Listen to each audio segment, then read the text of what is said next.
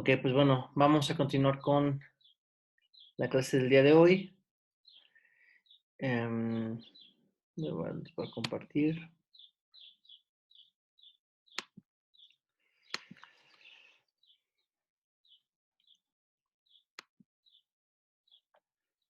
Pueden ver mi pantalla, ¿verdad?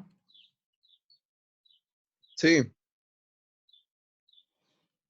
Ok, entonces vamos a retomar la clase. A ver. Ya la clase anterior ya entramos al...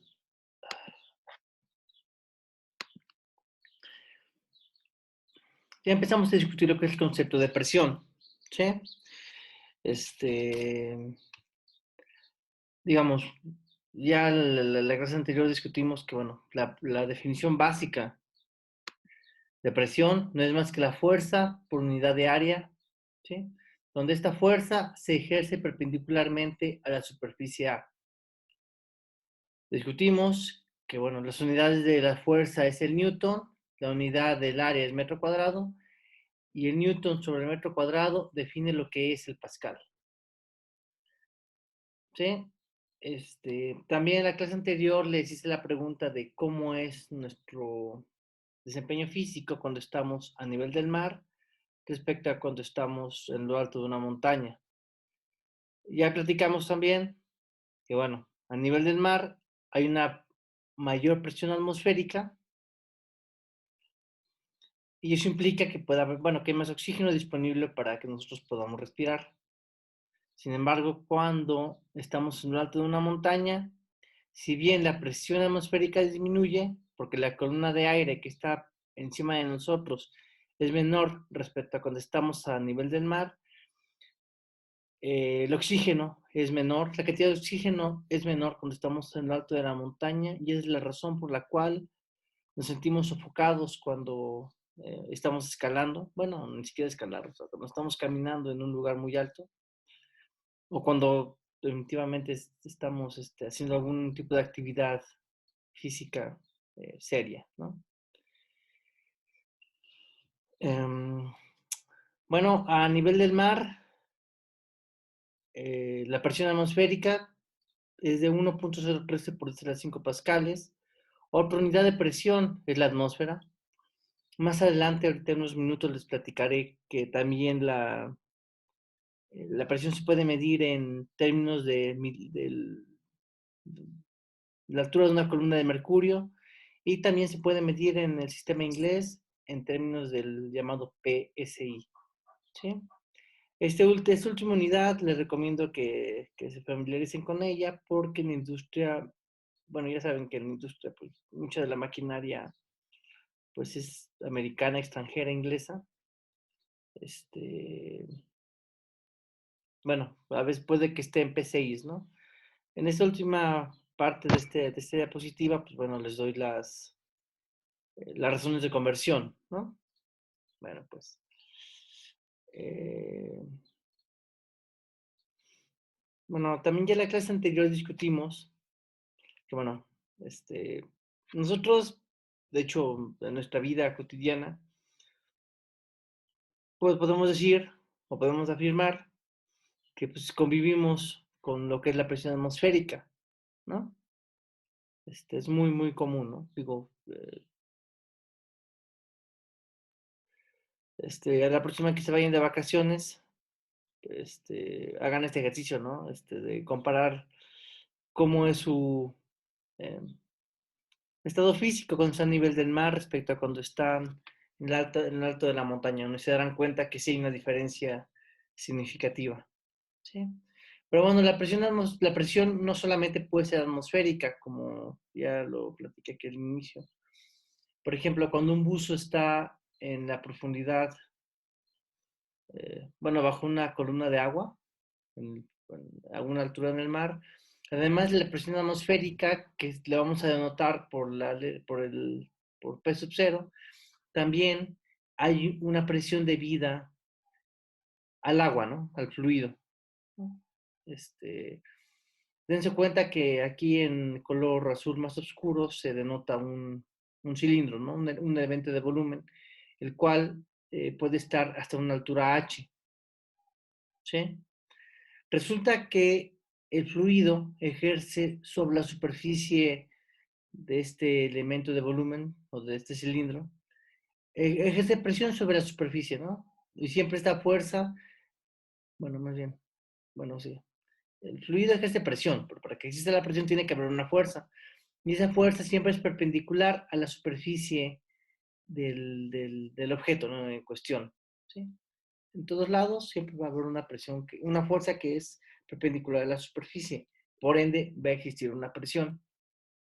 Si nosotros nos preguntamos cuál es la presión que se ejerce sobre este objeto en azul, en el tono más oscuro, conforme nos metemos, conforme la profundidad va aumentando, nos daremos cuenta que esa presión, P, el P subíndice, es igual a la presión atmosférica. ¿Por qué la presión atmosférica?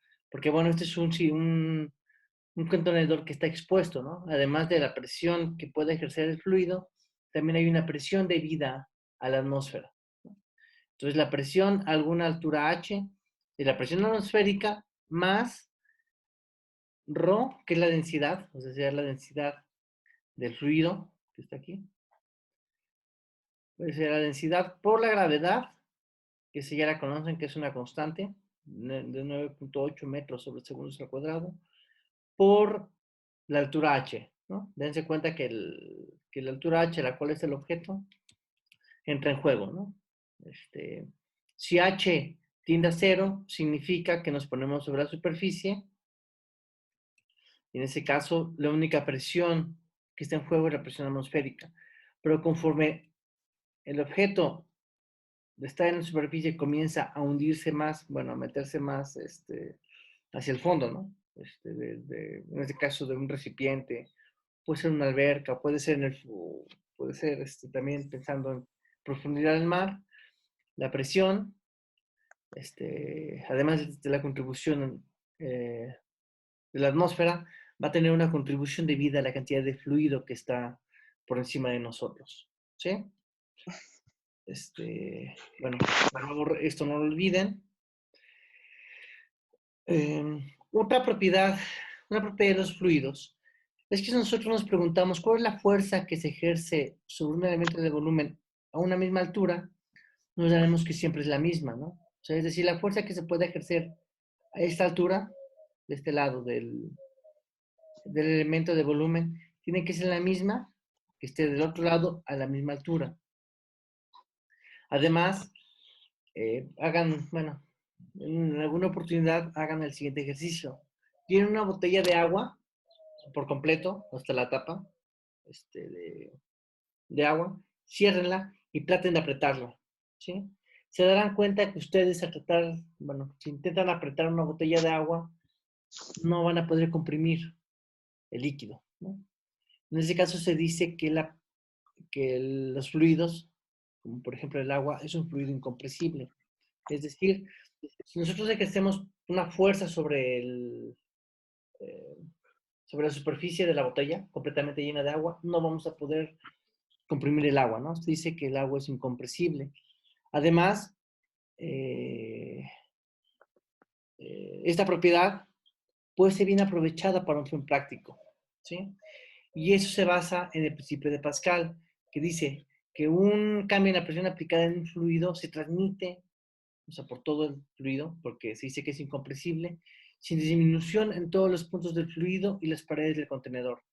Esto significa que debido a que los fluidos no son compresibles, cualquier presión que nosotros hagamos sobre la superficie de bueno, acá tiene que estar cerrado, ¿no? Acá habría que tener una tapa. Si nosotros ejercemos una presión sobre una de las paredes de este recipiente, esta fuerza, esta presión, se transmite a lo largo de todo el recipiente. Este principio, que es el principio de Pascal, o la ley de Pascal, es bien aprovechada en el caso de las presas hidráulicas, ¿sí? Si uno de sus papás tiene un taller, trabaja en un taller, o en el futuro, ustedes visitan algún taller mecánico, se darán cuenta que los autos los suben empleando es una presa hidráulica. Básicamente, una presa hidráulica que hay en un taller funciona del siguiente modo, ¿no? Tenemos un par de pistones, los cuales tienen diferente área, ¿no? muchas veces los pistones son circulares en su área, ¿no? Por ejemplo, un pistón de área A1 y un pistón de área A2. Lo que está aquí en color naranja más oscuro es algún fluido, regularmente algún tipo de aceite.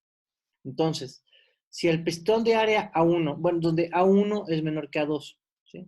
Si nosotros empujamos el pistón de área A1 con alguna fuerza, como el aceite que está aquí metido es incompresible, aprovechando la ley de Pascal, nos dice que nosotros ejercemos una presión sobre este pistón, y esa presión se va a transmitir a lo largo del fluido en naranja oscuro, y eso va a causar que el pistón de área A2 comience a trasladarse, ¿no?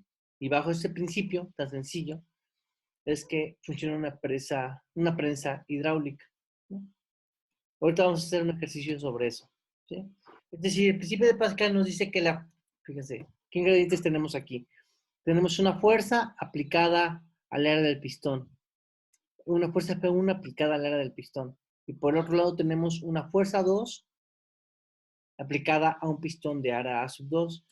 El principio de Pascal nos dice que las presiones tienen que ser las mismas, ¿no? Porque si nosotros calculamos la fuerza 1 entre el área 1, esto es una presión 1, eso tiene que ser igual a la fuerza A2 entre el área 2, que sería la presión A2, ¿sí? Eh, bueno, este principio, bueno, descrito por esta ecuación tan sencilla, vean, bueno, espero que estén conscientes y se den cuenta pues de la relevancia que tiene eh, en una cuestión tan práctica como es elevar un auto, ¿no? Ok, luego, eh, una pregunta que ustedes se pueden hacer es, pues, ok, ¿no? Ya estamos hablando de un concepto tan común, ¿no? Y tan importante como es la presión. ¿Cómo se mide? Bueno, a ver, en esta diapositiva les presento un par eh, de métodos con los cuales se mide la presión, ¿sí?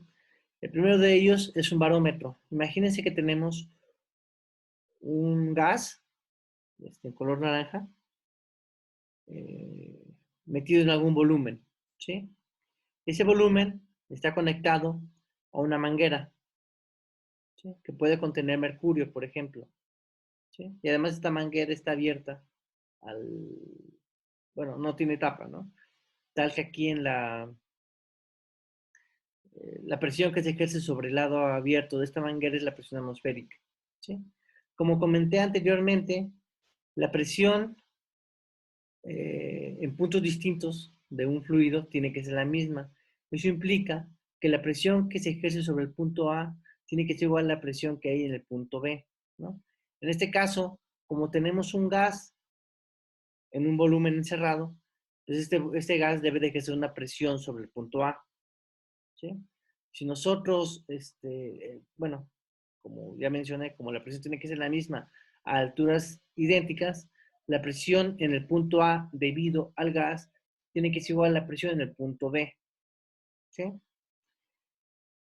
Eh, nosotros podemos ir variando esta altura, ¿sí?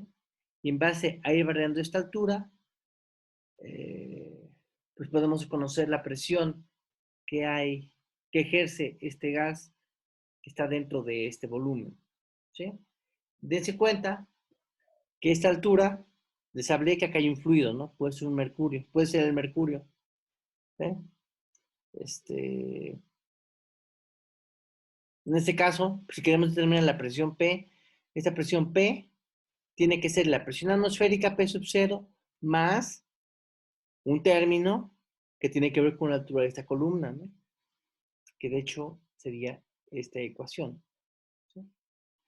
Dense cuenta que aquí ya aparece la presión P0, que está involucrada en este sistema, la densidad de algún fluido que puede ser el mercurio, la gravedad y la altura h, ¿sí?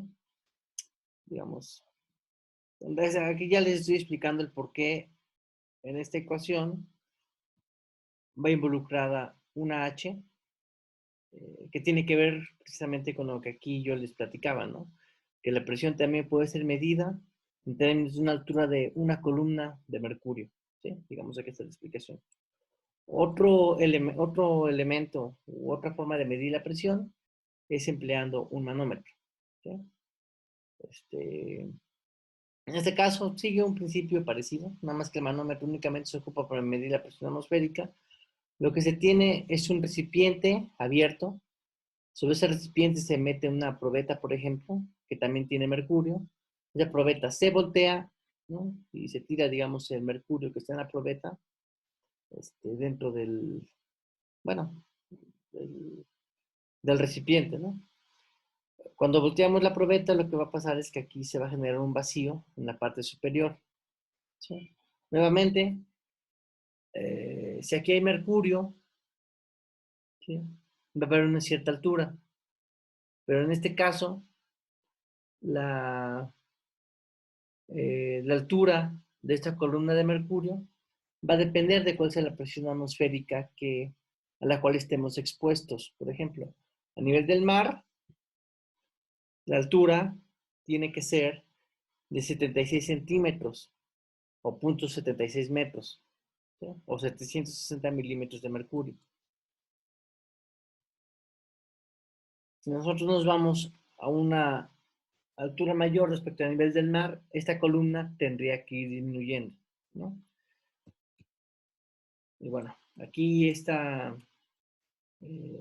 dibujo me ayuda, bueno, primero a explicarles cómo es que se mide, o se midió, digamos, originalmente, porque estos son sistemas empleados hace ya un par de cientos de años, pero que bueno, en particular dan explicación del por qué una columna de mercurio, la altura de una columna de mercurio es una unidad para medir la presión.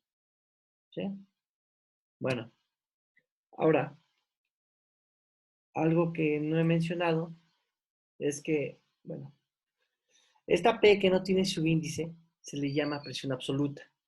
¿Sí? Y es una forma de medir la presión, ¿no? Solo por darle nombre. ¿No? La P es la presión absoluta, la P sub 0 es la presión atmosférica y el ρ por G por H es, digamos, una presión sin ningún otro apellido, ¿no? Resulta que cuando nosotros hacemos la diferencia entre la presión absoluta y la presión atmosférica, estamos obteniendo algo que se llama la presión manométrica. ¿Sí? Nosotros, un ejemplo práctico de cuando estamos midiendo una presión manométrica es cuando medimos la presión que tiene la llanta de un auto o también la llanta de una bicicleta. ¿No? Este, Creo que el instrumento que se ocupa para medir ese tipo de presión de una llanta de una bicicleta, creo que le llaman calibrador, ¿no? No estoy seguro. Ahí, por favor, si me pueden corregir. Pero bueno, ven que es una tira, ¿no? Larga de metal con este, como una especie de regla que sale cuando uno mide la presión. Bueno, cuando uno ocupa este instrumento, uno lo que está midiendo es la presión manométrica. ¿Por qué? Porque lo que se está midiendo es la diferencia de presión entre la presión absoluta y la presión atmosférica, ¿no? Ok. Bueno, solo esta última parte, solo para aclarar, eh, bueno, nombres, ¿no? Que se le puede dar a la presión. Ok, ahora me voy a mover.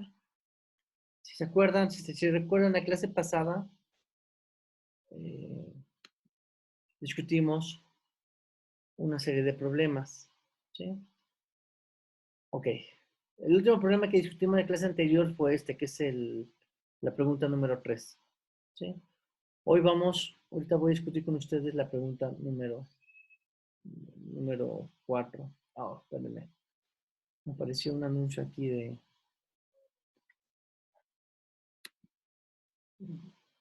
A ver, ¿dónde está?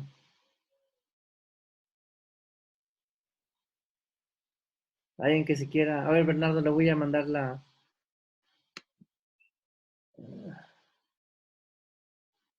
el control de esto. Va a ser anfitrión, a ver. A ver, vamos. Espero no se corte la llamada, chavos. Si se corta, pues nos volvemos a conectar, por favor.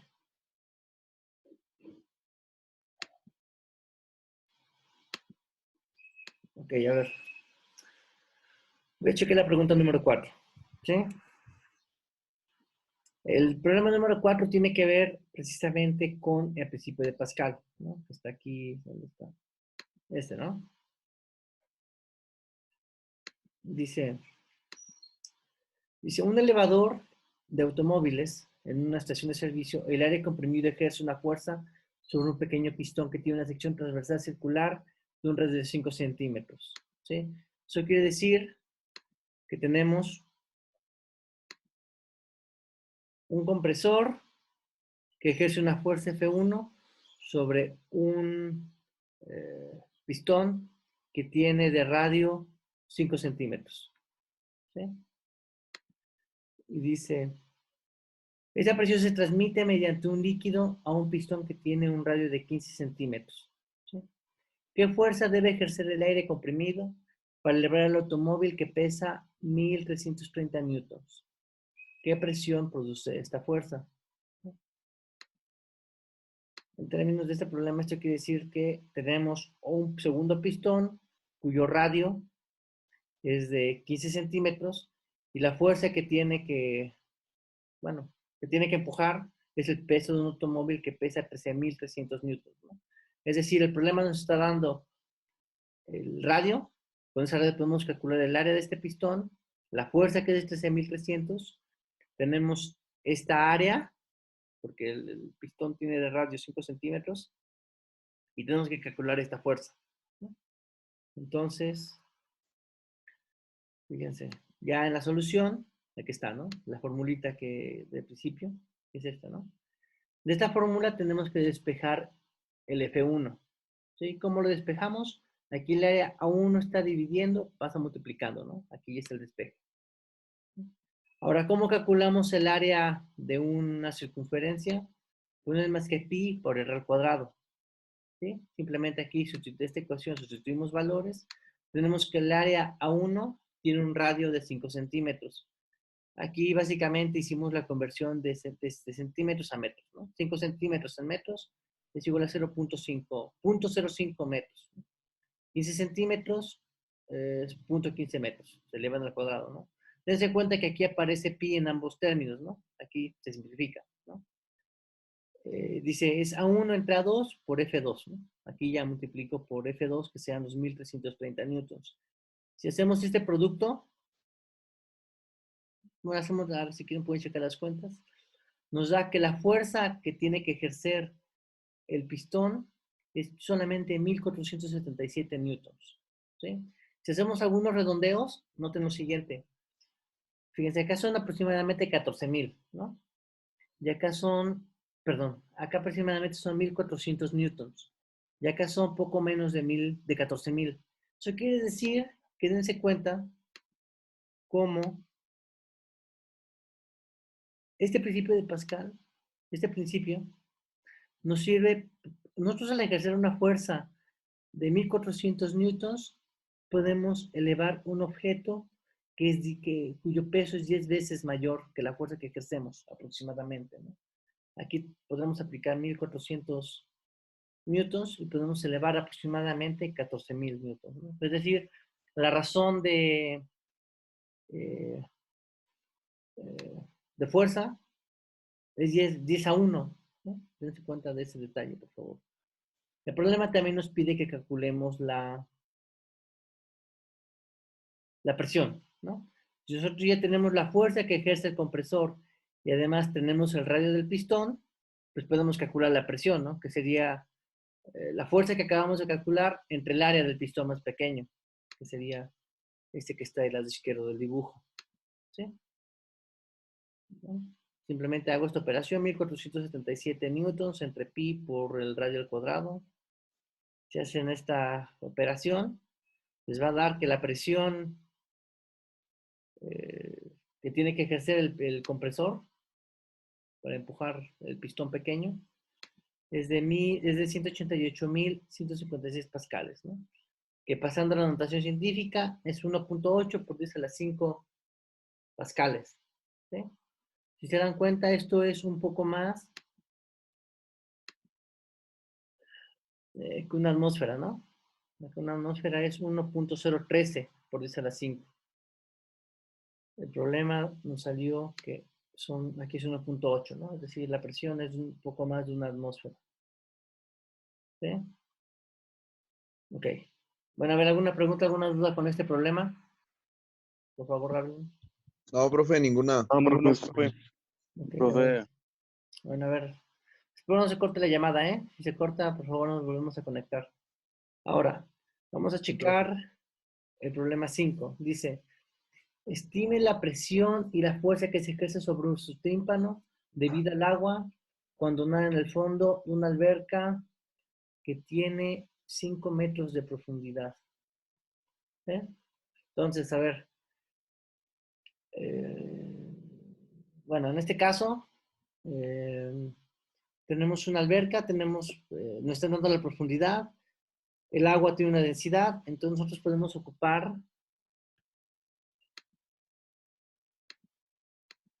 esta ecuación que está aquí, ¿no? En este caso vamos a calcular la presión manométrica. Eso implica que necesitamos calcular P menos P sub 0 igual a ρ por G por H, ¿no? Fíjense, aquí está planteada la ecuación, ¿no? Si calculamos la presión manométrica, digamos, centrándonos únicamente en la presión que se ejerce sobre nuestro oído debido al agua, si contar la contribución de la presión atmosférica, pues sustituir, ¿no? Tenemos la densidad del agua, que son 1000 kilogramos entre metro cúbico. Este dato, por favor, pues es un dato técnico. La densidad de cualquier material la pueden encontrar en internet. Pues la gravedad, que es de 9.8 metros sobre segundo al cuadrado, y la altura de qué tan profundo está en la alberca, ¿no? Si hacemos este producto, la presión manométrica que se ejerce sobre nuestro tímpano es de 49.000 pascales, ¿no? Aquí ya lo paso a la notación científica, ¿sí? El problema nos pregunta por la presión y por la fuerza, ¿sí? Si se acuerdan, la presión, perdón, la definición que tenemos, sabemos que presión es fuerza entre área, ya calculamos la presión, si queremos la fuerza, tenemos que hacer el producto de presión por el área, ¿no? Si hacemos una aproximación, si suponemos que el área del tímpano es de 1 centímetro cuadrado, y esta es una aproximación, una suposición,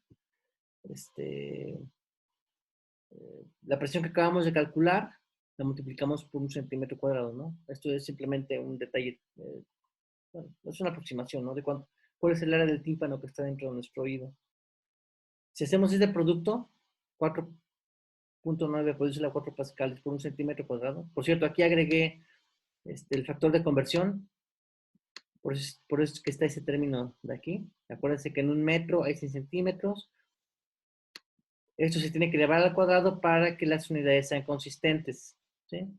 Si hacemos este producto, todo lo que está aquí indicado, nos da que la presión es de 4.9 newtons, ¿sí? ¿Sí? Bueno, a ver.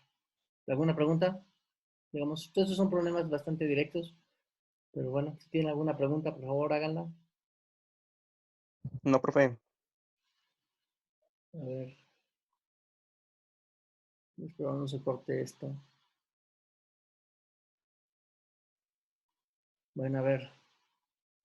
Ya vamos con el último problema que quiero discutir esta mañana, que es la pregunta número 6. ¿Sí? Y precisamente tiene que ver con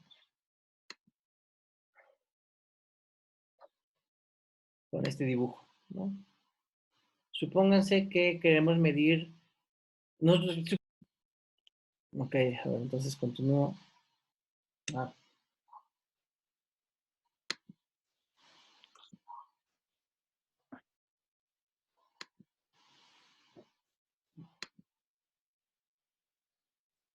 Bueno, a ver, entonces les decía.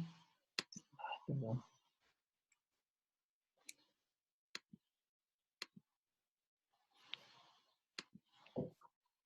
Entonces les decía, el último problema que quiero discutir sobre este tema Supóngase que tenemos, ¿cómo está este experimento, no? Tenemos nuestro recipiente con mercurio, estamos a nivel del mar.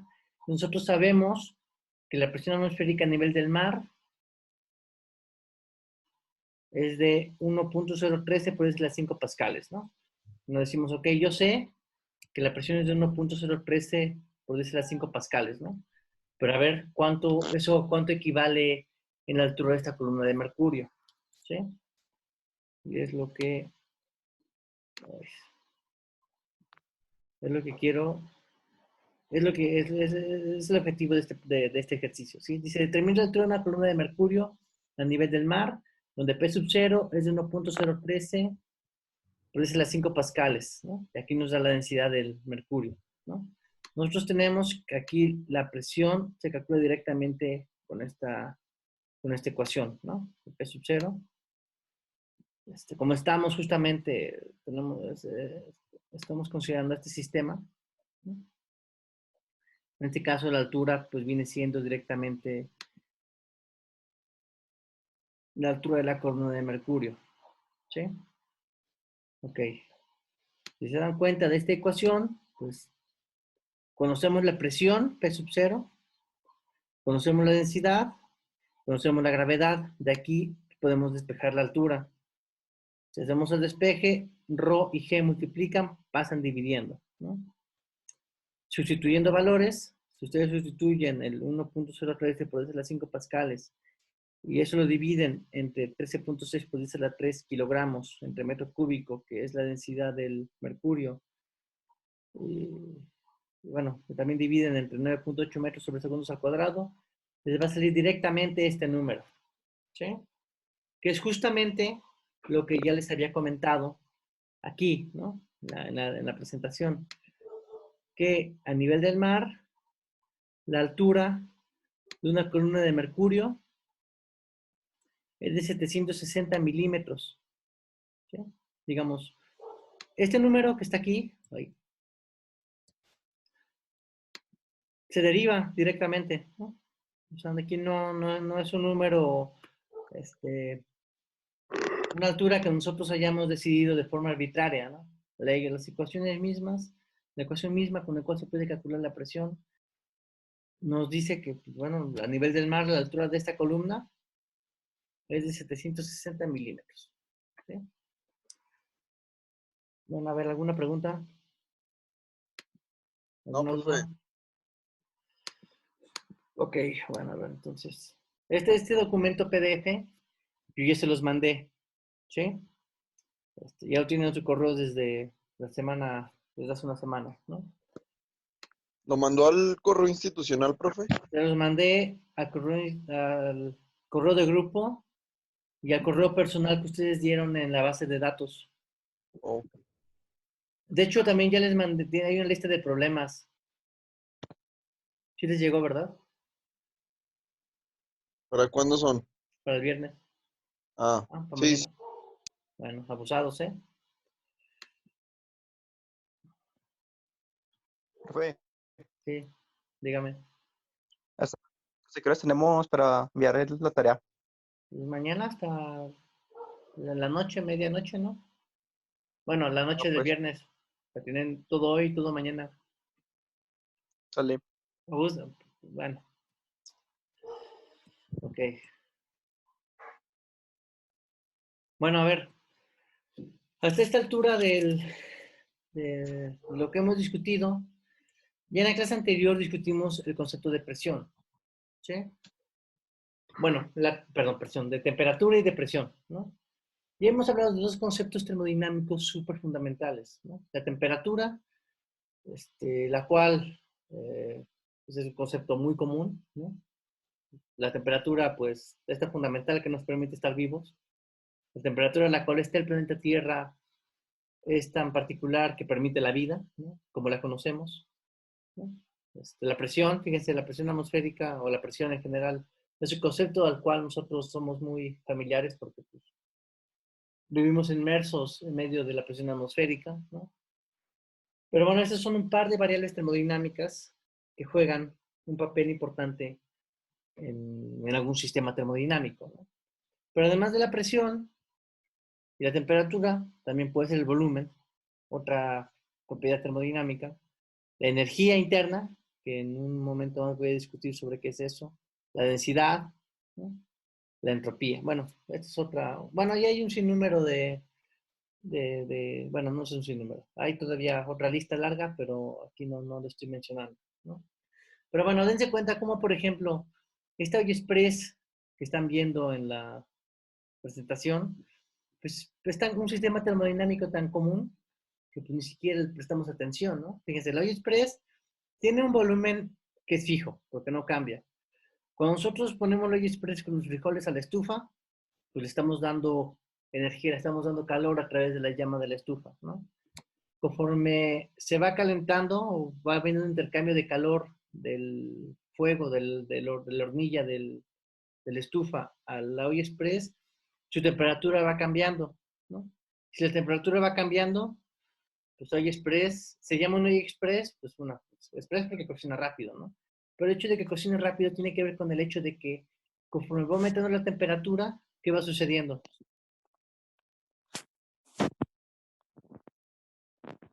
Se va presurizando, ¿no? De hecho, espero que ustedes sepan, y si no lo van a saber ahorita, nunca abran una olla express cuando está caliente, ¿no? ¿Qué creen que suceda? A ver, en su lógica, ¿qué creen que suceda si abren una olla express caliente? Bota la Tiene mucho, tapadera. ¿Por qué? tiene mucha Ok, presión. la botan pues, precisamente porque está a alta presión, ¿no? Fíjese cómo un sistema tan común, como es, bueno, un, um, sí, un sistema termodinámico tan común, ¿no? Un experimento en la cocina.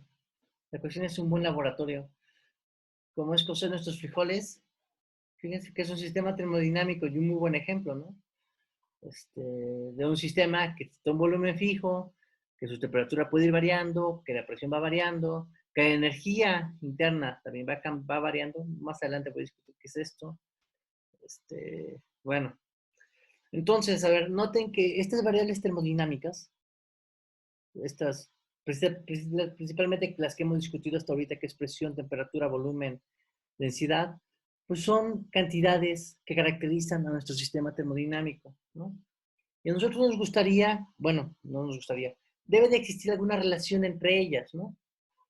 Alguna función matemática, ¿no?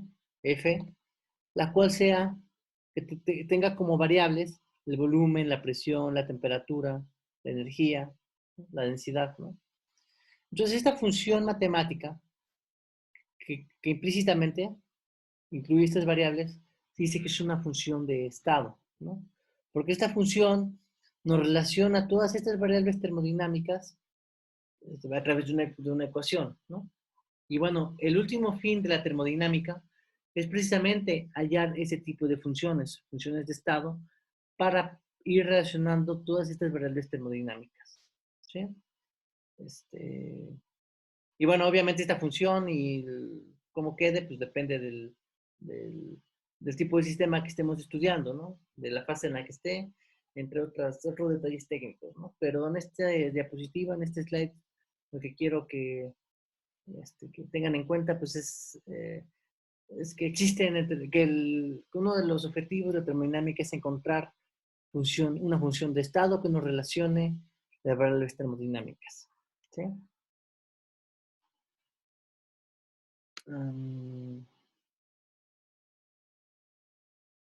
Ahí me equivoqué.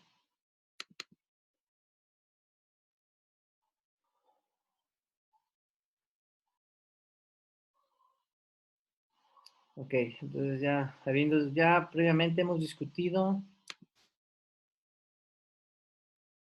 Ok, a ver, ahora me voy a mover a otro concepto súper fundamental, del cual ustedes seguramente han escuchado desde pues, toda su vida, ¿no? Sobre qué es la energía, ¿no? Nosotros, día a día, pues, podemos hacer nuestras actividades gracias a que pues comemos, ¿no? La comida, los alimentos que nosotros comemos nos proporcionan energía para hacer nuestras actividades diarias, ¿no? Entonces, la energía como tal es un concepto fundamental desde cualquier punto de vista, ya sea de la termodinámica, que es el tema que nos interesa, o desde la física misma, ¿no? En general. Y bueno, esta sección de esta clase y esta parte de la unidad, pues se trata de discutir cuáles son las formas de la energía. Ustedes de su curso de física, ya espero que se acuerden, ustedes ya discutieron dos tipos de formas de energía, que se llama la energía cinética y la energía potencial, ¿no? Ustedes en su clase de física ya estudiaron esos dos tipos de energía, en donde la energía cinética se refiere a la energía que tiene un objeto en movimiento, es decir, que tiene una velocidad, y por otro lado está la energía potencial. En este caso, la energía potencial no se refiere estrictamente a a un objeto de movimiento, ¿no? Sino pues a la energía que se almacena en un sistema cuando se ha ejercido alguna fuerza en contra de algún campo, ¿no? Pues el campo gravitacional, o en el caso de energía potencial gravitacional, ¿no? Nosotros al elevar un objeto, ¿no? Si lo soltamos, pues va a caer, ¿no? Es decir, cuando está a una altura h, pues se cae, ¿no? O, por ejemplo, en el caso de un resorte, pues cuando el resorte se deforma, pues el resorte quiere volver a su estado, digamos, de equilibrio, pues empuja al, al, a la masa que está acoplada al resorte si es que lo empujamos, ¿no? Pero bueno, la energía cinética y la energía potencial son pares de formas, son tipos de formas de energía, pero no son las únicas que existen en la naturaleza, ¿no? Pues, para fin de año es muy común que pues hagamos, pues hagan fogatas, ¿no? Bueno, háganlo siempre con precaución. Pero bueno, cuando ustedes hacen una fogata, por ejemplo, si se acercan a la fogata, o por ejemplo algún asado, ¿no? Si ustedes hacen una carne asada, y se aproximan, ¿no? Al carbón o a la leña o lo que sea que ocupen para asar, se darán cuenta que hay una sensación de calor en la cercanía de la fogata o del asador, ¿no? Esta energía se llama energía térmica, ¿no? También, por ejemplo, aquí tenemos de ejemplo unos molinos de viento. Tenemos el viento que corre en lo alto de una montaña, ese, este, ese viento que es la energía eólica, eh, hace que giren estas aspas del molino, ¿no? El molino comienza a girar, ¿no? Ya hay su movimiento mecánico, este, bueno, se llama molino pues, porque adentro de esto hay un rotor, ¿no? Que va triturando semillas o lo que sea que uno le ponga, ¿no? También está la energía magnética, la energía eléctrica y la energía cinética, la cual ya acabo de comentar que tiene que ver con la energía que tiene un objeto de movimiento, en específico su velocidad. La energía potencial, ¿no? Si ustedes en época de feria se suben a la montaña rusa, pues se darán cuenta que cuando están en lo alto, pues están ganando potencial y cuando comienzan a caer, pues están perdiendo energía potencial y van ganando energía cinética, ¿no? Por eso es que el carro de la montaña rusa comienza a ganar velocidad. Otra forma de energía química, ¿no? En el caso de la energía química, pues podemos tener algún tipo de reacción, ¿no? Entre dos, tres o más elementos. Esta reacción puede ser convertida en algún tipo de energía, por ejemplo, energía eléctrica. Aquí lo ejemplifica este dibujito. También una energía que es muy común, bueno, en estos tiempos ya es común, ¿no? Porque es una invención del siglo XX, que es la energía nuclear, ¿no? Se supone que es una energía limpia, aunque es un poco peligroso andar trabajando en los reactores nucleares, pero bueno, es otra forma de energía, es la energía nuclear. Y bueno, digamos, esta es una lista. Todas estas formas de energía, fíjense, aquí ya se listé varios tipos, ¿no? O sea, cuál sea la contribución de la energía, todas estas se engloban en una energía total, ¿no? O sea, no importa la forma que tenga, la forma en la cual expresemos la energía, ¿no? Si nosotros sumamos todas estas formas de energía, pues debemos de tener una energía, que es una energía total, ¿no? Claro, acuérdense que esta famosa frase, ¿no? Que debían de haber escuchado desde la secundaria, que la energía no se crea ni se transforma, no, la energía no se crea ni se destruye, únicamente se transforma, ¿no? Es decir, la energía total de algún sistema siempre tiene que ser una constante. Lo que sí puede suceder es que se vaya transformando en cualquiera de estas energías, ¿no? Que aquí ya he enlistado. Ok, un recordatorio. Las unidades de energía en el sistema internacional es el Joule, ¿sí? Y aquí les recuerdo cuánto equivale un Joule. Un Joule es un Newton por metro, pero un Newton es un kilogramo por metro sobre segundo al cuadrado. Si multiplicamos por metro, nos queda que el Joule es esto, ¿no? Kilogramo, metro cuadrado sobre segundo cuadrado. Este es un pequeño recordatorio de qué unidades tiene la energía, ¿sí? Ok. Digamos, hasta aquí he platicado de forma general cuáles son las formas de la energía. Ya más en detalle, ya enfocado al curso de termodinámica, tenemos que distinguir entre dos tipos de energía. Pues energía macroscópica, la cual se centra en la energía que tienen objetos a escala termodinámica, es decir, a escala macroscópica. Por ejemplo, este auto que se está moviendo, ¿no? Estas personas que van dentro del vagón de la montaña rusa, pues la energía de rotación que hay aquí al rotar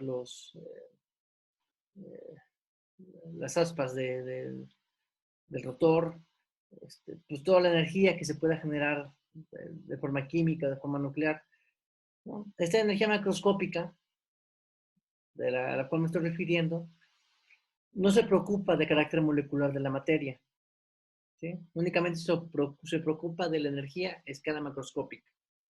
Por otro lado, existe otra energía que se llama energía microscópica, en la cual, como su nombre lo dice, sí se preocupa de, pues, de las formas de energía que se llevan a cabo a escala molecular, ¿sí?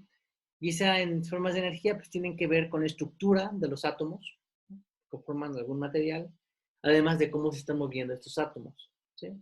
Todas estas formas de energía microscópica se engloban en lo que se le llama la energía interna, ¿no?, la cual se denota con la letra U, ¿sí?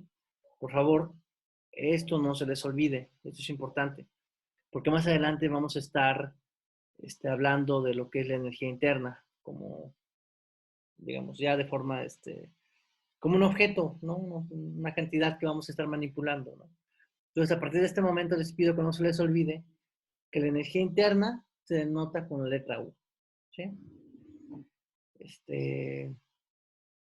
Y bueno, a continuación les doy algunos ejemplos de energía macroscópica. En el caso de la energía cinética, ¿no?, como por ejemplo, bueno, aquí está, este auto en movimiento, la pelota que se está moviendo, la pelota de fútbol o la pelota de tenis, ¿no?, que se está moviendo. Si se dan cuenta, tanto la pelota como el auto, como la pelota de fútbol, el auto y la pelota de tenis, tienen una velocidad, ¿no? Si tienen una velocidad, por ende tienen una energía cinética, ¿sí? Les recuerdo que la definición de energía cinética es esta que está aquí, ¿no? Un medio de la masa del objeto por su velocidad al cuadrado, ¿sí? Bueno, esta es una forma de energía macroscópica. También la energía potencial gravitacional, como ya les había dicho, y de hecho se los platiqué en la primera clase, ¿no? Si tenemos un objeto el cual está a una distancia h respecto del piso, por ejemplo, si nosotros soltamos dicho objeto, pues el objeto va a caer, ¿no? Va a caer pues, porque tiene energía potencial gravitacional, ¿no? Digamos, aquí creo que esta es una forma de energía en la cual todo el mundo somos familiares, porque pues, a todos nos ha caído la pluma, ¿no? La energía potencial, pues aquí les recuerdo esta definición que vio en su curso de física, que no es más que el producto de la masa del objeto en cuestión por la constante de la gravedad, por la altura a la cual cae, ¿sí? Ok. Como les mencioné, estos son ejemplos de pares de energía. Como lo mencioné previamente, la energía de un sistema pues tiene que conservarse, ¿no? Si nosotros notamos con la letra E mayúscula la energía total de un sistema, para fines prácticos, sin considerar efectos magnéticos, eléctricos o de tensión superficial, la energía total de algún sistema a partir de este momento tiene que ser la contribución por parte de la energía interna más la contribución de la energía cinética más la contribución de la energía potencial.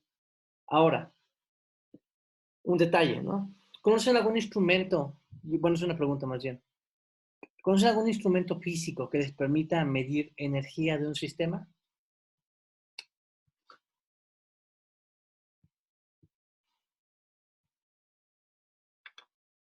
Un dinamómetro no es ejemplo.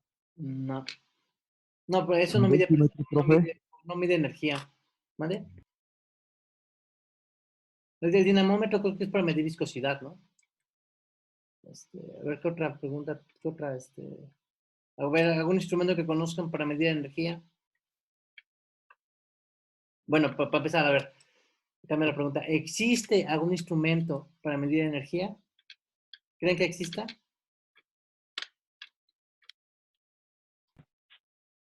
Debe de existir, ¿no, profe? Pues debería, pero no, no existe. O sea, contrario a un barómetro, ¿no? A un termómetro, ¿no? A una regla que nos sirve para medir presión, temperatura o volumen, cada uno de los instrumentos que enumeré. No hay ningún instrumento que nos permita medir energía, ¿no? No hay un energiómetro, ¿no? Lo que sí podemos medir en algún sistema son los cambios de la energía que existen en el sistema, ¿sí? Si nosotros suponemos que la energía cinética y la energía potencial del sistema termodinámico no cambian, denotamos un cambio en la energía total con esta letra griega que se llama delta. Este triangulito que está aquí se llama delta, ¿sí? Entonces, un cambio en la energía total tiene que ser igual a un cambio de energía interna más el cambio que hubiera en energía cinética y energía potencial, ¿no? Pero si suponemos que estas contribuciones a la energía no cambian, pues eso implica que un cambio de energía total del sistema únicamente va a ser consecuencia de un cambio en su energía interna, ¿no? Entonces, aquí ya estamos entrando en un poco en la anotación de lo que vamos a estar ocupando en este curso, que es que nosotros en los sistemas termodinámicos vamos a estar interesados en entender, en estudiar, en comprender cómo es que la energía interna de algún sistema puede ir cambiando de acuerdo a su interacción con sus alrededores, ¿sí? A ver, ¿alguna pregunta, alguna duda con esto que aquí he discutido hasta este punto? No, profe. No, profe. Ok, entonces continúo, ¿sí? Bueno, como lo mencioné, o aquí lo comenté, la energía interna está asociada con las propiedades moleculares de la materia, ¿no? A ver, ¿ustedes cómo se imaginan, eh, bueno, cómo se imaginan átomos y moléculas? ¿Qué creen que esté haciendo el átomo o las moléculas que conforman la mesa en la cual están sentados? Perdón, la silla en la cual están sentados.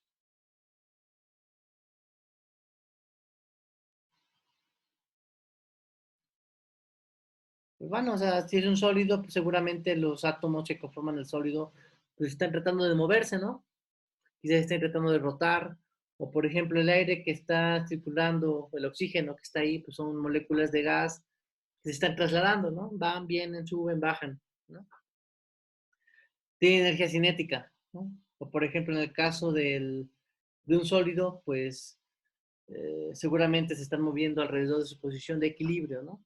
Están vibrando quizás, ¿no? Entonces la energía interna, y esto es solo una nota cultural, más que otra cosa, a escala molecular nosotros tenemos que las contribuciones a la energía interna pues tienen que ver con la energía cinética que tengan las moléculas. Por ejemplo, en el dibujo del lado izquierdo, pues pueden ver esferas, círculos rojos y azules moviéndose, ¿no? Estos círculos rojos y azules se están trasladando, ¿no? Van, vienen, suben, bajan, golpean las paredes del recipiente que lo contienen, ¿no? Es decir, si tienen velocidad, tienen energía cinética, ¿sí? Por ejemplo, también puede existir que pares de átomos estén acoplados por algún tipo de enlace, como por ejemplo un enlace de hidrógeno, en el caso de una molécula de agua. Pues bueno, este par de moléculas pueden rotar, ¿no? Pueden girar. Por ende, tienen energía cinética rotacional. También puede suceder que en el caso de un sólido tengamos pares de moléculas, pares de átomos, que pues estén vibrando, ¿no? Que vayan y vengan, ¿no? En ese caso se dice que tenemos energía cinética vibracional. Pues fíjense que todas las formas de energía que puedan existir a escala molecular, a escala atómica, todas estas, y estos son tres ejemplos de los otros muchos que pueden existir, pues contribuyen precisamente a la energía interna del sistema, ¿sí? Ahora, una nota, pues, si nosotros, ya en la clase anterior hablamos sobre qué es la temperatura, ¿no? Pero discutimos la temperatura en términos de la concepción que tiene la termodinámica, ¿no? Que fue a consecuencia de la ley de la termodinámica, ¿no? En la cual dijimos que la temperatura en un sistema es la misma siempre y cuando existe, bueno, en pares de sistemas, repito, la temperatura entre un par de sistemas es la misma siempre y cuando estén en equilibrio térmico, ¿sí? Es decir, y eso implica que no exista un intercambio de calor, ¿no? Bajo esa idea es que discutimos que decide ser la temperatura. Por otro lado, desde un punto de vista molecular, la temperatura de un sistema T está asociado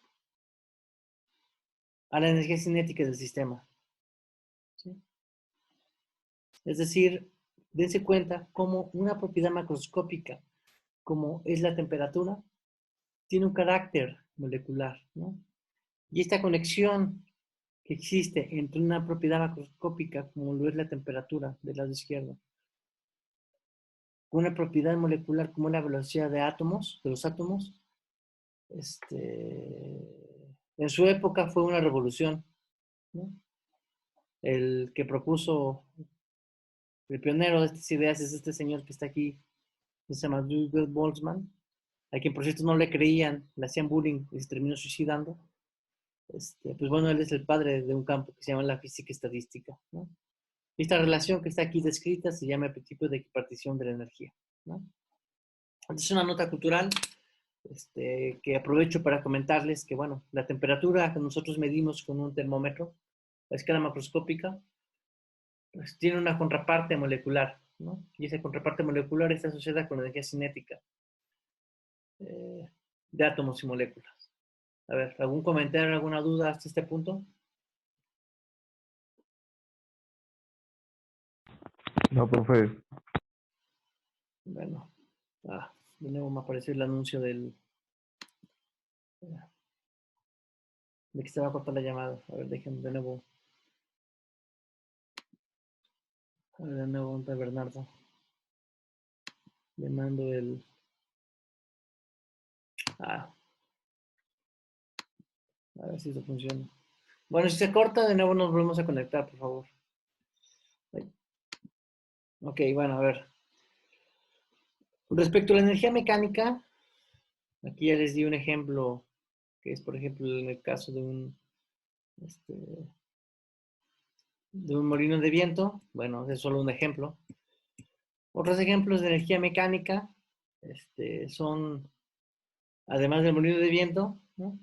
En este caso, tenemos que la energía eólica, ¿no? La energía del aire, el aire se va moviendo a una cierta velocidad, llega, las aspas, bueno, causa que las aspas de molino comiencen a rotar, pues, ¿no? Entonces hay una conversión de energía eólica, de energía del aire, energía mecánica, ¿no?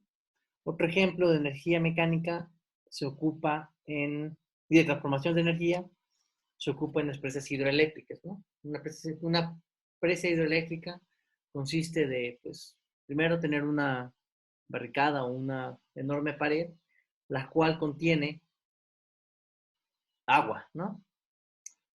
Aquí está, de hecho, una representación, ¿no? Supongan que hay una compuerta, ¿no? Esa compuerta se abre, el agua comienza a fluir a través de un canal. Este canal, bueno, el agua que va fluyendo en ese canal pasa a través de un rotor que está conectado a una turbina. Esa turbina comienza a rotar y esa turbina puede estar hecha de imanes o de un montón de cable, ¿no? Que va girando.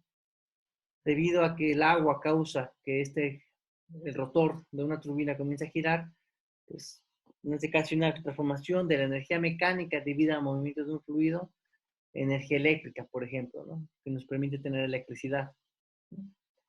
Digamos, este es un ejemplo muy común de transformación de energía mecánica en energía eléctrica, ¿no?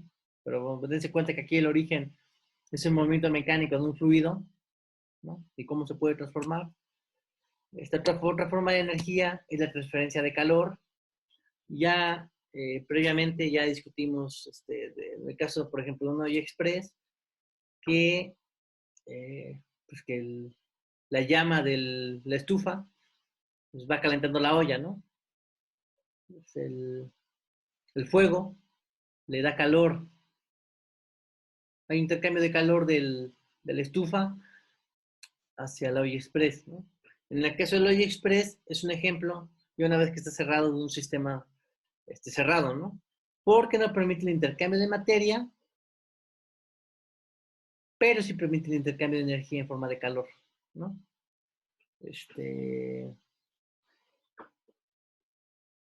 Bueno, este es un ejemplo, ¿no?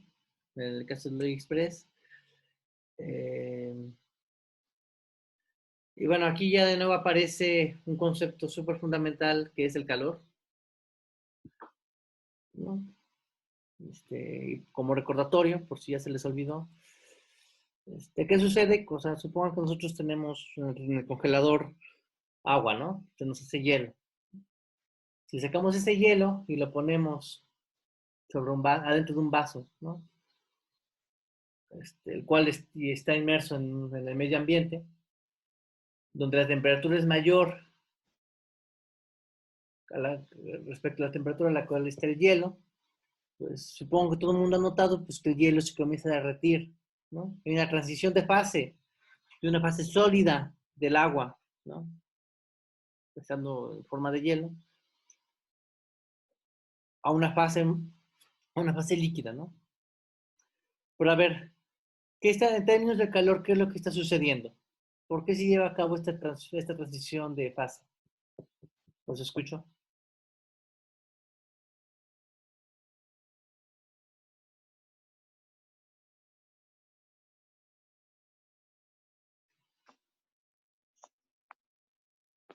¿Qué es lo que está pasando? A ver.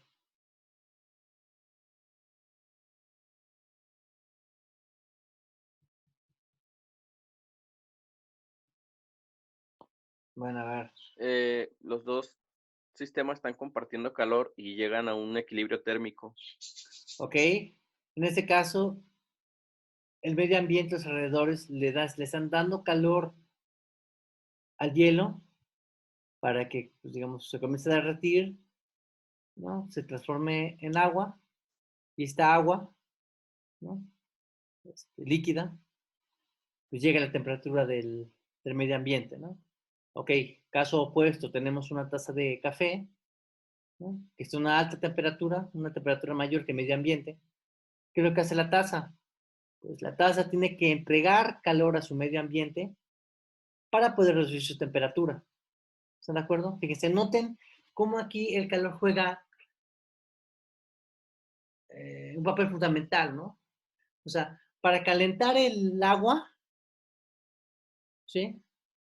El medio ambiente le otorga calor al agua para pasar de sólido al líquido, ¿no? Y en el caso del café, el café le entrega calor al medio ambiente para poder enfriarse, ¿no? Ya se cuenta cómo, a ver, aquí aprovecho este ejemplo para comentar que el calor se puede entregar, o se puede recibir, ¿sí?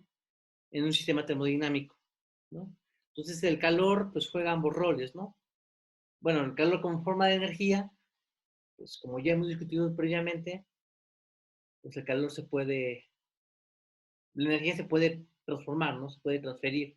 Y en este caso, el calor juega el rol de calentar el agua para que pase de su fase sólida a su fase líquida y por ende se vuelva la temperatura del agua, está la temperatura del ambiente.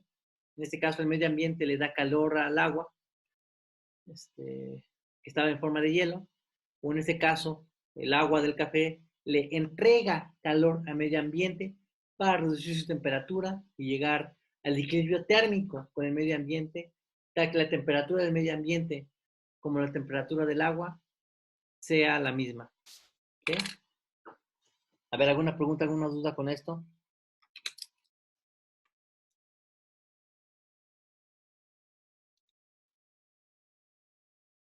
No, profe. Favorable, No, profe, todo bien. ¿no? Bueno, a ver. Digan, bueno, abusados porque, eh, bueno, por los problemas que se vienen después, ¿no? Es importante saber cuándo se entrega, cuándo se recibe. Dense cuenta que cuando se entrega el calor tiene un signo, cuando se recibe tiene que tener otro signo. Pero bueno, eso lo vamos a ver un poquito más adelante, ¿no? Bueno, aquí ya lo que les acabo de comentar de cómo es el intercambio de calor, pues tiene que ver con el equilibrio térmico, ¿no? Y cuando un objeto está en equilibrio térmico, pues eso quiere decir que la temperatura es la misma, ¿no? Y ya vimos que el hecho de que la temperatura sea la misma entre pares de sistemas, pues tiene que ver con la ley de la termodinámica que ya discutimos, creo que en la clase anterior, si no me equivoco, ¿no? Otro detalle.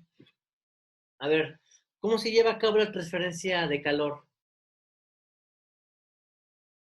Según la naturaleza, la transferencia de calor siempre se lleva a cabo del cuerpo que está a mayor temperatura al cuerpo de menor temperatura. ¿Están de acuerdo? Sí, profe. ¿Alguna vez han visto el proceso inverso? Un objeto que está a menor temperatura se la pasa a un objeto a mayor temperatura. No, ¿verdad? Eso nunca ha sucedido, ¿no? Fíjese cómo la termodinámica también nos da información de cómo se llevan a cabo los procesos, ¿no? Al menos hasta el día de hoy se sabe, se entiende que la temperatura, que el calor siempre se transfiere de objetos de mayor temperatura a objetos de menor temperatura, ¿sí? Por ejemplo, supongan que tenemos una lata, ¿no? De refresco, ¿no? El medio ambiente está a 25 grados, ¿no? Supongamos que tenemos 3 latas, ¿no? Una lata que está a 5 grados centígrados, ¿no? Debido a que la temperatura de la lata es menor que la temperatura del medio ambiente, pues el medio ambiente le va a entregar calor a la lata para que aumente su temperatura hasta los 25 grados, ¿no? Dense cuenta que en este caso, en este primer ejemplo, pues el sistema termodinámico recibe calor. Otro ejemplo, otra lata que está a 15 grados, ¿no? Ok, aquí en este caso el ambiente nuevamente le va a dar calor, ¿no? Quizás le va... Ok, bueno, a ver, continúo.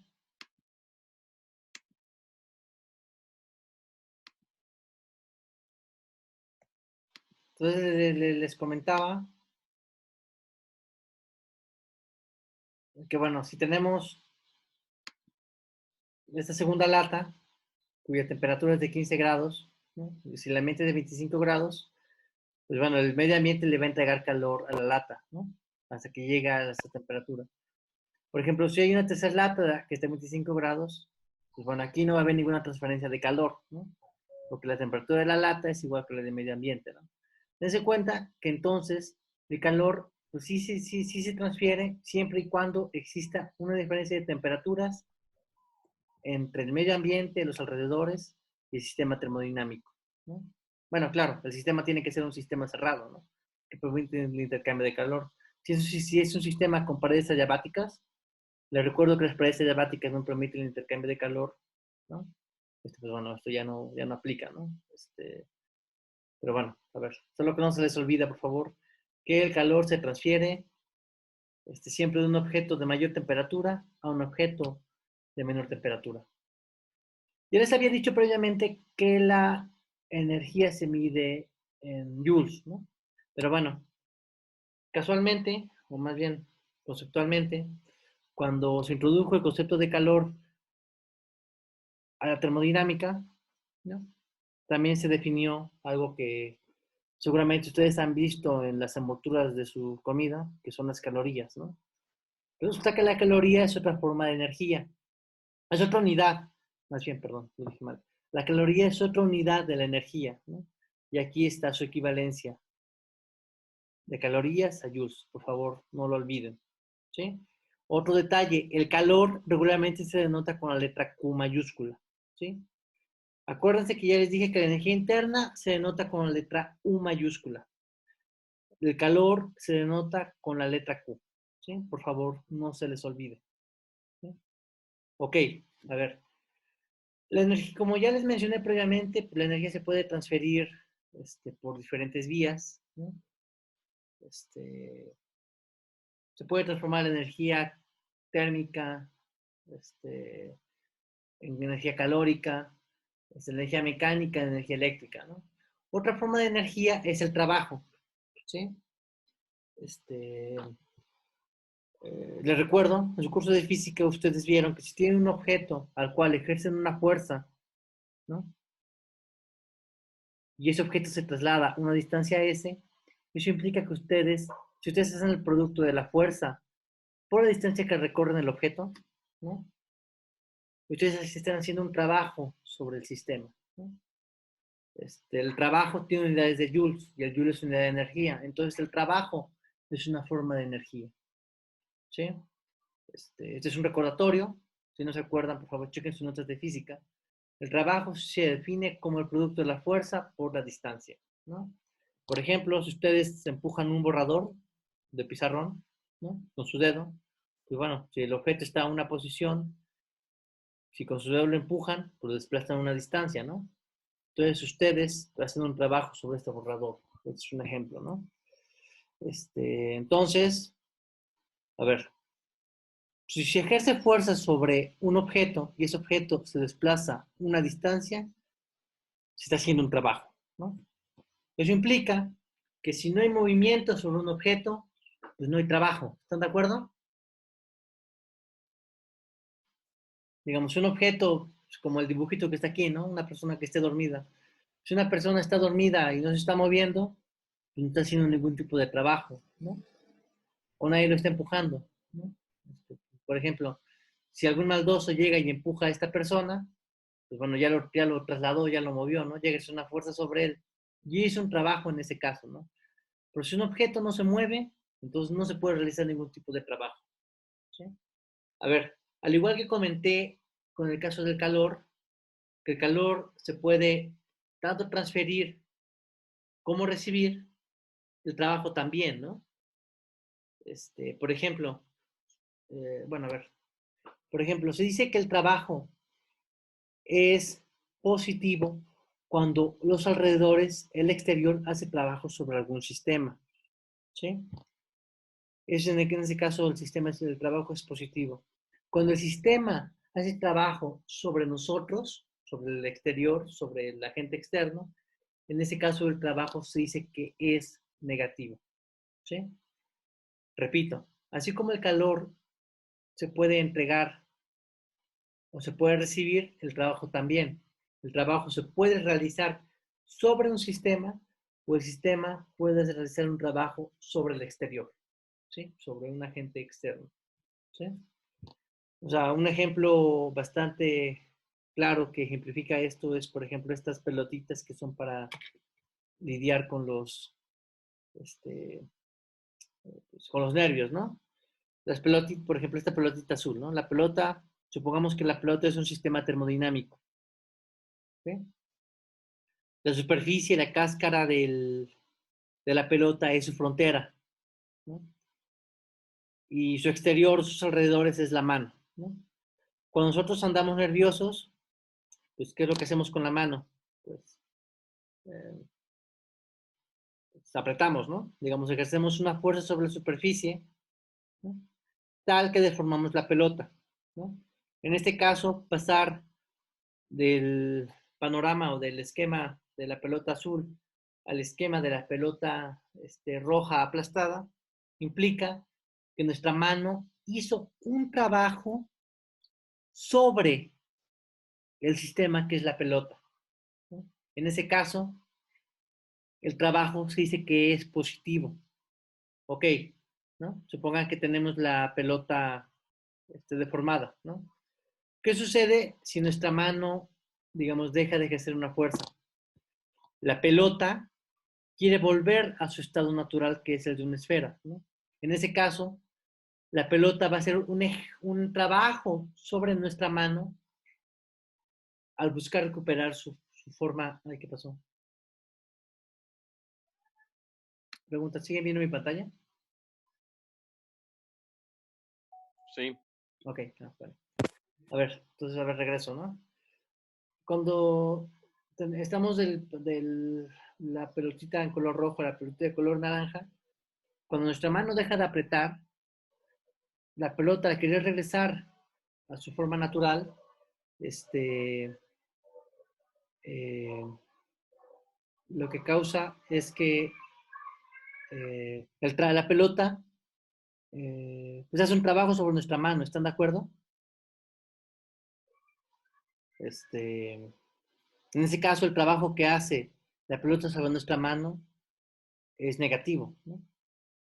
¿Sí se dan cuenta cómo? A ver, en el primer caso, nuestra mano hace trabajo sobre el sistema y lo deforma. En ese caso se dice que el trabajo es positivo. En este segundo caso, en este segundo panorama, cuando la pelota quiere regresar a su forma natural, el sistema termodinámico, que en este caso es la pelota, hace trabajo sobre los alrededores para poder regresar a su forma natural. En este caso se dice que el trabajo es negativo. ¿Sí? A ver, ¿alguna pregunta, alguna duda con esto que les acabo de comentar?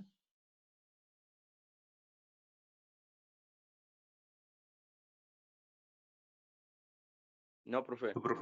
Bueno, a ver, entonces, No, ok, profe. ok, a ver, entonces a ver, aprovecho para recordarles, ¿no? Aquí les estoy platicando de forma conceptual, ¿no? Pero más adelante va a jugar un rol importante cuando ya planteemos esto en forma de ecuación, ¿no? El calor, repito, el calor se puede entregar a un sistema o se puede recibir, ¿no? Es decir, por ejemplo, aquí en medio ambiente le entrega calor a la lata para elevar su temperatura, ¿no? Supongan que por alguna circunstancia la lata está a 25 grados y el medio ambiente está a 10, ¿no? En ese caso, la lata le va a entregar calor al medio ambiente, ¿no? A ver, en el dibujo original, el medio ambiente le entrega calor al, al sistema termodinámico que es la lata, ¿sí? En el otro ejemplo hipotético, que la lata esté a una mayor temperatura que el medio ambiente, en ese caso la lata le entrega calor al medio ambiente, ¿sí? Ok, ese es un panorama. Ese es en términos del calor y en términos del trabajo. Cuando el exterior hace trabajo sobre el sistema termodinámico, se dice que el trabajo es positivo, ¿no? Cuando cuando el trabajo se hace del sistema hacia el exterior, hacia el medio ambiente, por ejemplo, se dice que el trabajo es negativo, ¿sí? Por favor, no olviden esto que les acabo de mencionar, eh, porque más adelante va a ser fundamental, ¿no? El que distingamos cuando un sistema entrega calor o recibe calor, o cuando un sistema entrega trabajo o recibe trabajo, ¿sí? Ok, este,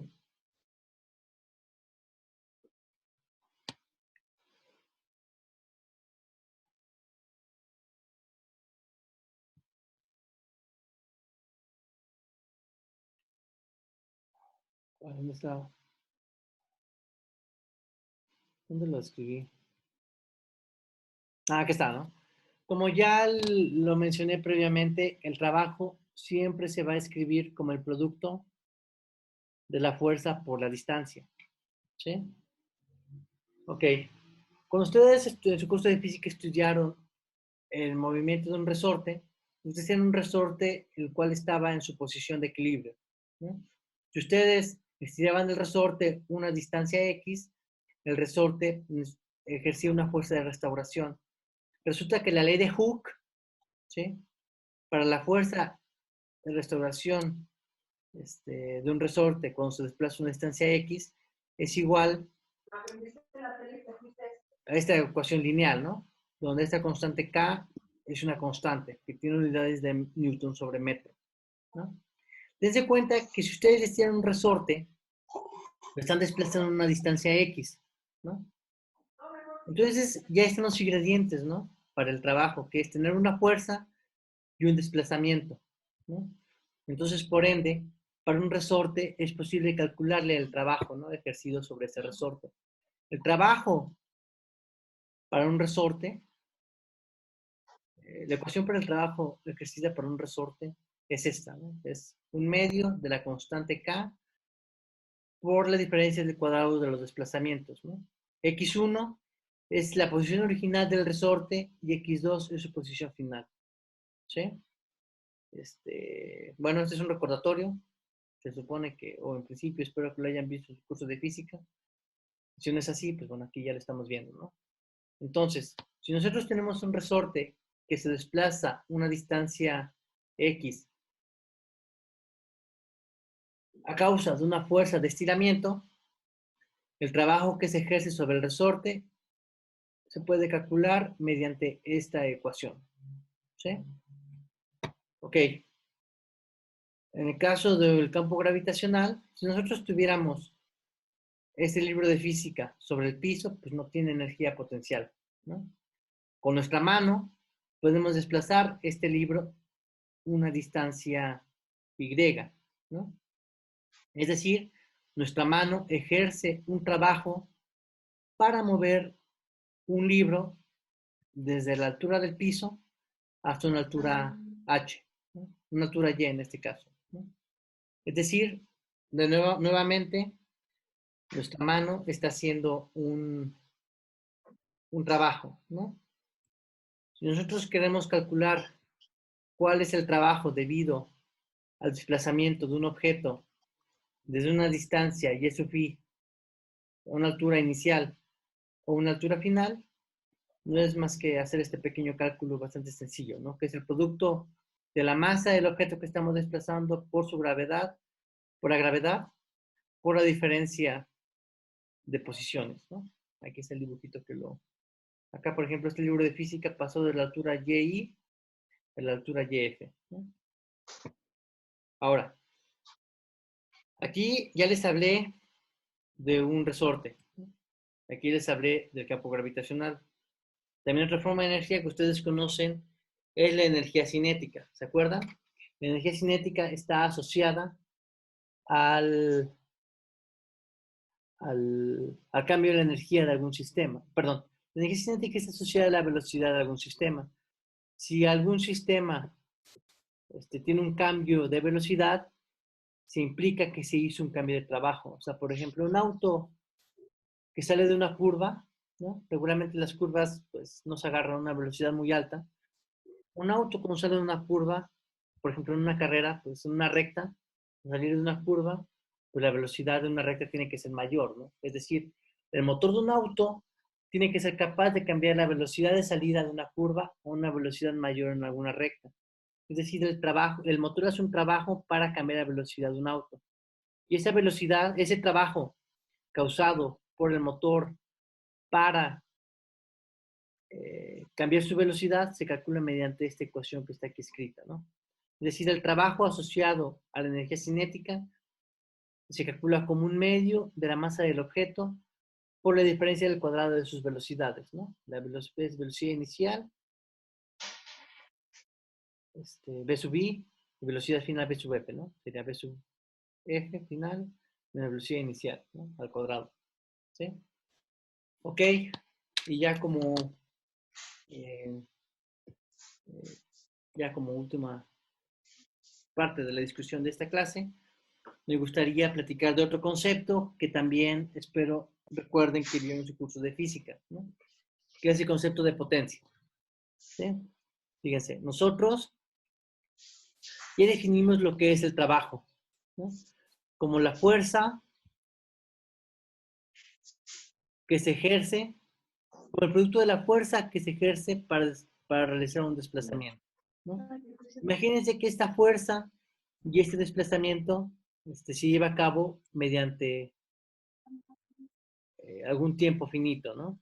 Si nosotros calculamos el trabajo que hacemos, por ejemplo, al desplazar un objeto, una distancia, en un intervalo de tiempo, esta razón del trabajo entre el tiempo define otro concepto fundamental que es la potencia, ¿no? La potencia, si se dan cuenta, las unidades del trabajo, les dije que era los joules, porque el trabajo es una forma de energía. El joule entre el tiempo, la unidad del tiempo, perdón, la unidad de T es el tiempo y se mide en segundos.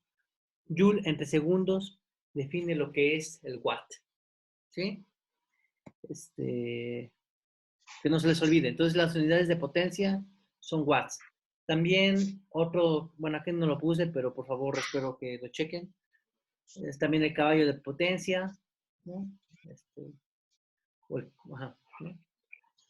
Otra forma de calcular la potencia es mediante el producto de la fuerza o la velocidad a la cual se está moviendo algún objeto, ¿no?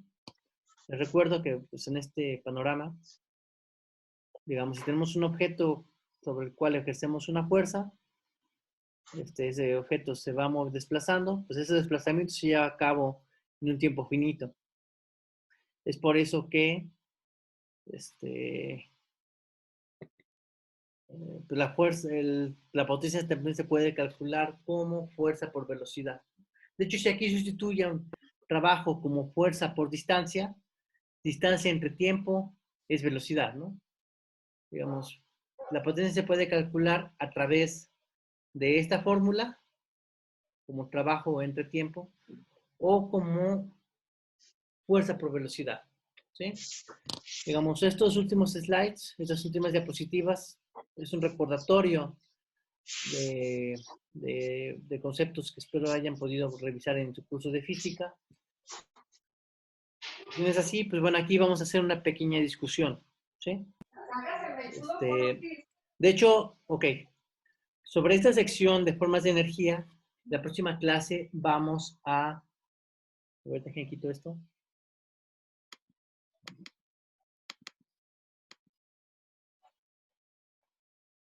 Vamos a revisar algunos ejemplos resueltos, ¿sí? De hecho, ahorita que acabe la clase, les voy a mandar las diapositivas que ahorita discutimos.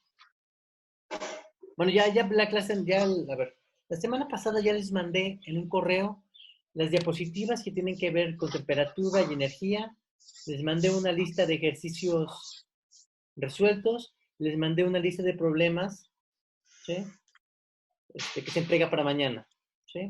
Les voy a mandar un correo con las diapositivas que hoy discutimos, con unos problemas que vamos a discutir la siguiente clase, pero que les pido que por favor revisen para poder discutir la próxima clase y yo poder, digamos, avanzar más rápido.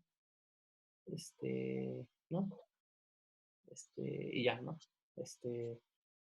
Así que por favor, bueno, bueno, ya, de hecho, la lista de problemas se les mandé desde la semana pasada, creo.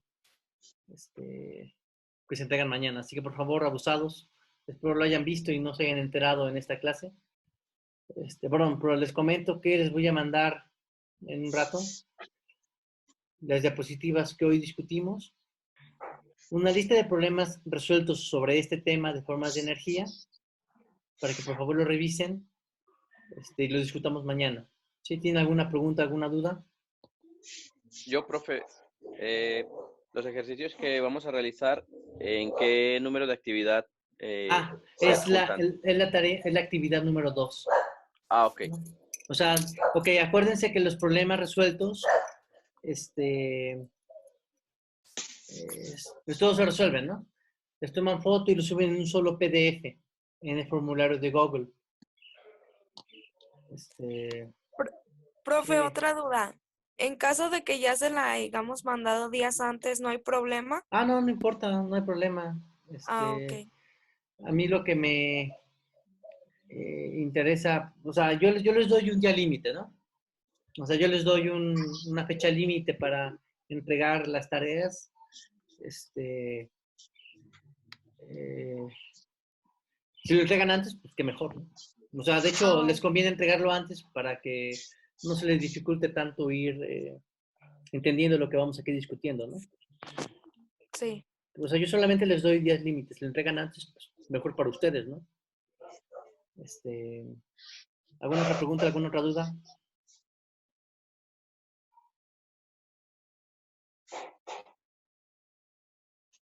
Bueno, a ver, No, Entonces, a ver, les repito. Para mañana, para que no se les olvide, tienen que entregar la lista de problemas que tienen que ver con temperatura y presión. ¿Sí? De hecho, el de presión podían resolver casi todos, ¿no? Si acaso, pues bueno, los últimos que quizás ya con lo que discutimos hoy pueden terminar de revisar, ya es los que tienen que ver ya con la presión atmosférica. Pero bueno, digo, tienen todo hoy, todo mañana, para los que les falte, pues para resolverlos, ¿no? Hoy, más tarde, les voy a mandar las diapositivas que ahorita discutimos, una lista de problemas resueltos, ¿no? Para que los revisen. Y de hecho me sirve de mucho porque si lo revisa con anticipación, si hay algo que no entiendan de esos problemas resueltos, pues ya mejor me lo dicen, lo discutimos. Yo de por sí les voy a discutir mañana que tenemos clase, ¿no? Pero si ustedes lo revisan con anticipación, pues ya es una ayuda para ustedes y para mí, ¿no? Entonces al rato les voy a mandar un PDF, perdón, un correo con un par de PDFs, ¿no? Entonces las diapositivas y la lista de problemas resueltos. ¿Alguna otra pregunta, alguna otra duda? No, profe.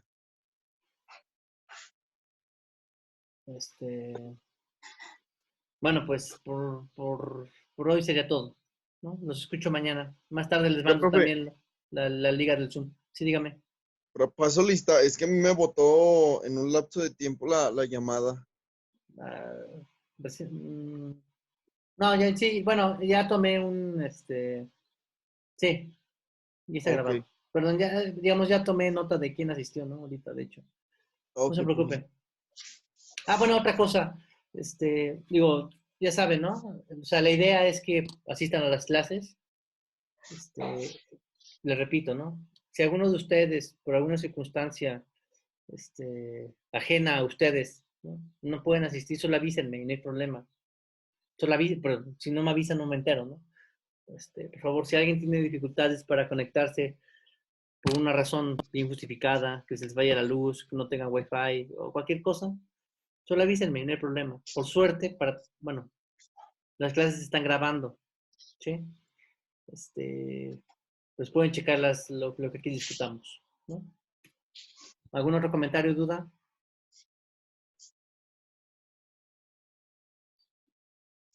¿Algún otro No, comentario, duda? Bueno, ok, pues entonces, si no hay más, pues ya hasta aquí le dejamos, ¿no?